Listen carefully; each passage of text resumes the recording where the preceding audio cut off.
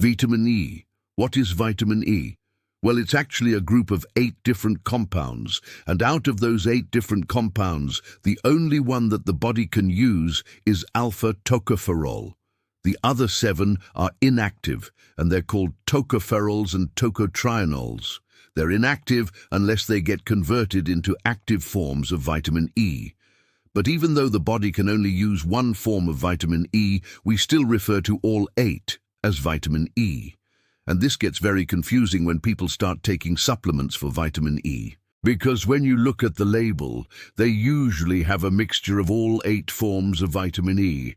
And then some of them don't have much of the actual usable form, alpha tocopherol, but they have a lot of the inactive forms, like the tocopherols and the tocotrienols. So if you want to take vitamin E in its various forms, okay, fine, but just realize that the majority of the benefit from taking these supplements is going to come from the alpha tocopherol. Now, what does vitamin E do? Well, it's an antioxidant. That's its primary role. It helps protect your cells from free radical damage. Now, where do we get free radicals? Well, let's say you're breathing oxygen. Well, oxygen is very unstable, so it'll gain an electron from something else and become a free radical. Or you could be exposed to different chemicals or pollutants, pesticides, herbicides, things like that.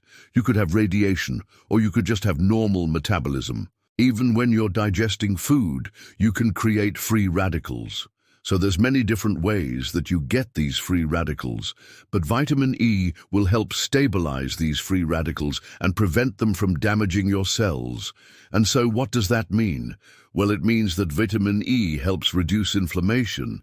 Inflammation is damage from free radicals. Oxidation, so vitamin E will help reduce that. Vitamin E also supports the immune system. That's because one of the functions of the immune system is to get rid of pathogens, and sometimes pathogens create inflammation, they create oxidative stress, and so by reducing that inflammation and oxidative stress, vitamin E supports the immune system. Vitamin E also helps support healthy blood pressure. It also helps improve blood flow, and it has antithrombotic effects, so it prevents clots. It also helps prevent atherosclerosis, and it can lower the risk of stroke and heart attack. It also has neuroprotective properties, protecting the brain from damage. And so with that, it can help improve memory and other cognitive functions, and it also supports skin health. What foods are high in vitamin E? Well, primarily vegetable oils like sunflower oil, safflower oil, corn oil, cottonseed oil, as well as leafy greens, almonds, avocados, and wheat germ. Now, I would not recommend eating a lot of the vegetable oils, but the other foods I would recommend eating. How do we get vitamin E deficiency? Well, it's actually quite rare, but it's more common in people who have digestive problems, because vitamin E is a fat-soluble vitamin, and so it's absorbed along with fats. And if you don't have the ability to digest fats properly, you're not going to absorb vitamin E. And also, people who consume a lot of refined carbohydrates and sugars, because these sugars compete for absorption with vitamin E and other fat-soluble vitamins. So if you're consuming a lot of sugar, you're going to have less absorption of vitamin E.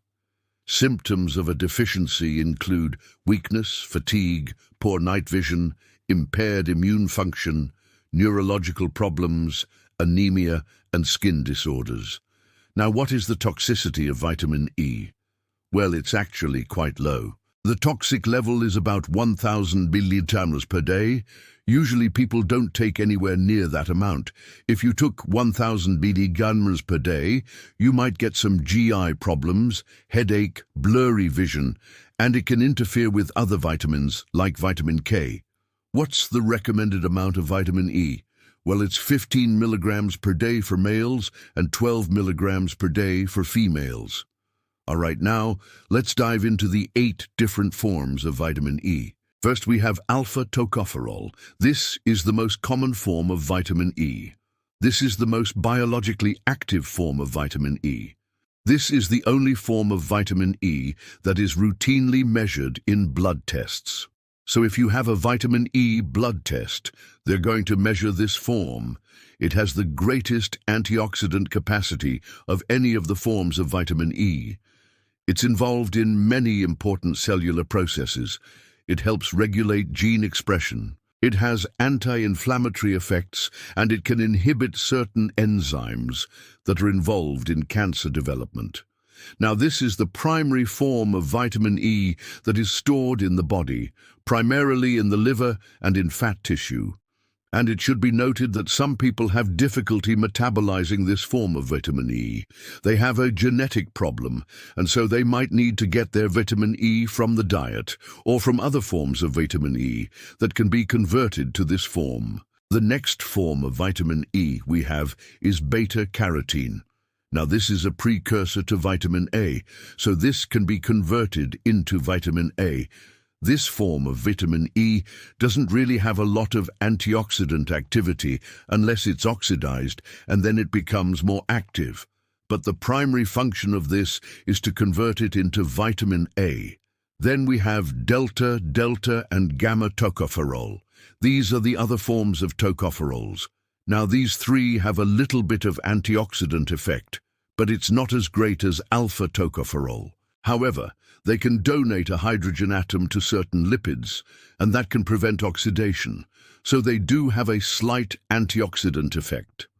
And also, they can be converted into the active form of vitamin E, alpha tocopherol, and then we have alpha, beta, delta, and gamma tocopherols. These four can be converted into the active form of vitamin E, but it's a very slow conversion.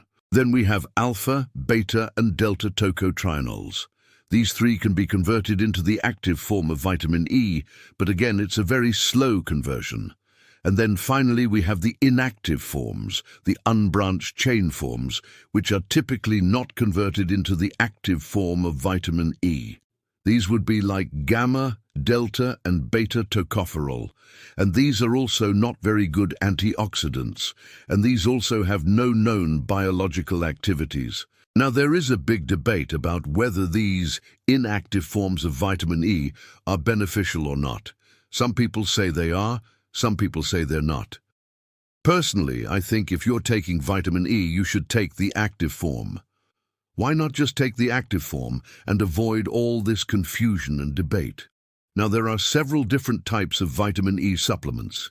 You have the tocopherols, which would be the alpha, beta, delta, gamma tocopherols. And these are considered to be more powerful antioxidants than the tocopherols.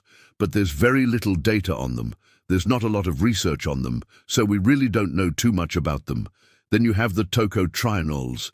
These are also considered to be more powerful antioxidants than the tocopherols, and they can help reduce inflammation. And there's also some evidence that they have a cholesterol-lowering effect. And then you have mixed tocopherols, and these contain alpha, beta, delta, gamma tocopherols. And this seems to be pretty safe, and it may have some additional benefits over alpha tocopherols. But again, there's not a lot of high-quality research on this. If you're enjoying my content, which I hope you are, and you're applying this knowledge to your health and you have a success, I would really appreciate you sharing your success story. So share your success story to help inspire others. All right, thanks for watching. I will see you in the next video. Hey, before you go, if you're benefiting from any of this content, please share your success story to help inspire others.